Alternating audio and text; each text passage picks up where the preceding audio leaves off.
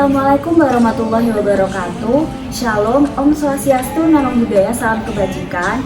Hai teman-teman semua, perkenalkan kami dari mahasiswa jurusan D4 Administrasi Negara, Program Vokasi Universitas Negeri Surabaya. Dan pada kesempatan kali ini kami dari kelompok 5 ingin menjelaskan kepada teman-teman semua mengenai faktor jabatan struktural. Sebelumnya, teman-teman tahu nggak sih apa itu faktor jabatan struktural? Jadi, terdapat dua golongan jabatan pada ASN dan PNS.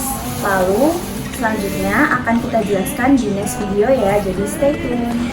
Jadi teman-teman, dalam suatu instansi pemerintah, ketika kita menjadi salah satu bagian dari PNS atau ASN, pasti akan ditentukan nilai jabatan guna mengetahui tinggi atau rendahnya jabatan dan juga akan menentukan remunerasi.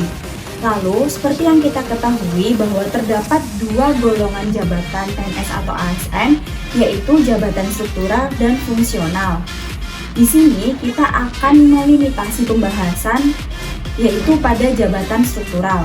Lalu berdasarkan Perka BKN nomor 21 tahun 2011 mengenai pedoman pelaksanaan evaluasi jabatan pada pegawai negeri sipil, dapat menjelaskan bahwasanya jabatan struktural atau kedudukan yang menunjukkan tugas, tanggung jawab, wewenang dan hak seorang pegawai negeri dalam rangka memimpin suatu satuan organisasi, yaitu di mana ada komponen pekerjaan dalam suatu jabatan tersebut dan terdiri dari level-level yang telah ditetapkan.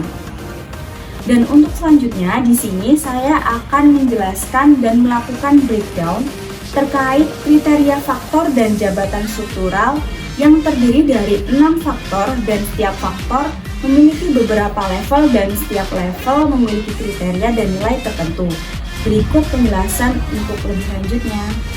Dalam penjelasan kita kali ini terkait kriteria faktor jabatan struktural yang mengacu pada Perka BKN nomor 21 tahun 2011 tentang pedoman pelaksanaan evaluasi jabatan pegawai negeri sipil yang terdiri dari 6 faktor.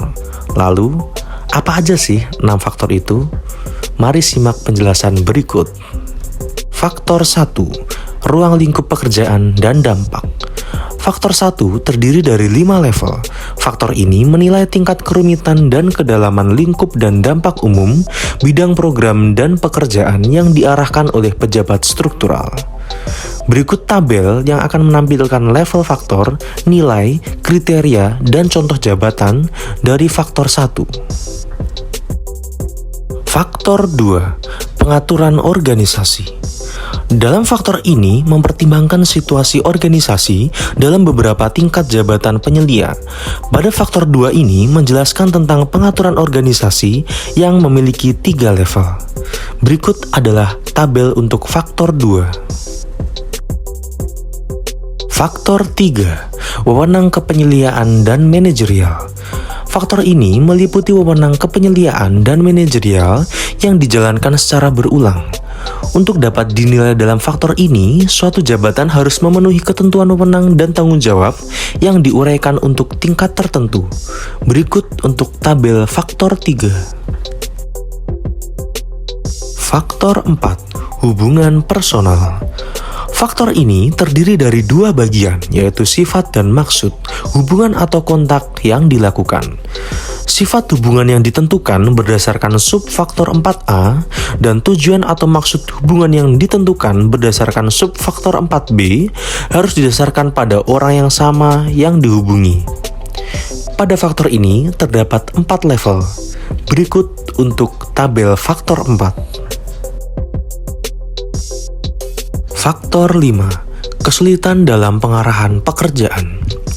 Pada faktor kelima ini mengukur kesulitan dan kerumitan pekerjaan dasar dalam organisasi yang diarahkan, termasuk pekerjaan lini dan staf, atau pekerjaan yang dikontrakkan yang menjadi tanggung jawab penyelia dalam hal teknis atau pengawasan, baik secara langsung atau melalui penyelia bawahan, pemimpin tim, atau pihak lain. Pada faktor kelima ini terdapat 8 level, diantaranya seperti tabel berikut.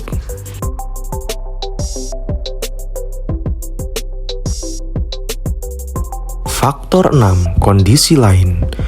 Dalam faktor 6 ini mengukur berbagai kondisi yang mempengaruhi tingkat kesulitan dan kerumitan dalam melaksanakan kewajiban wewenang dan tanggung jawab penyediaan. Faktor 6 memiliki 6 level, seperti tabel berikut.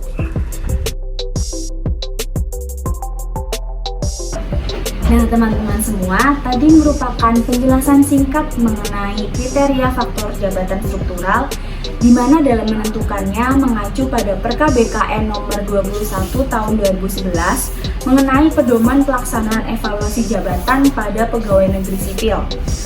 Dan just information, dalam menentukan contoh jabatan ini tentunya tidak asal, yaitu didasarkan pada dokumen analis jabatan. Maka dari itu, setiap anggota ASN atau PNS wajib memiliki dokumen anjab.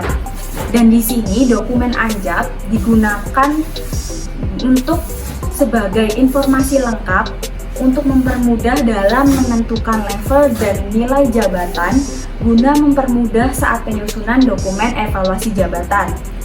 Dan sekian penjelasan dari kami, semoga penjelasan ini dapat bermanfaat untuk teman-teman semua. Sekian, wassalamualaikum warahmatullahi wabarakatuh.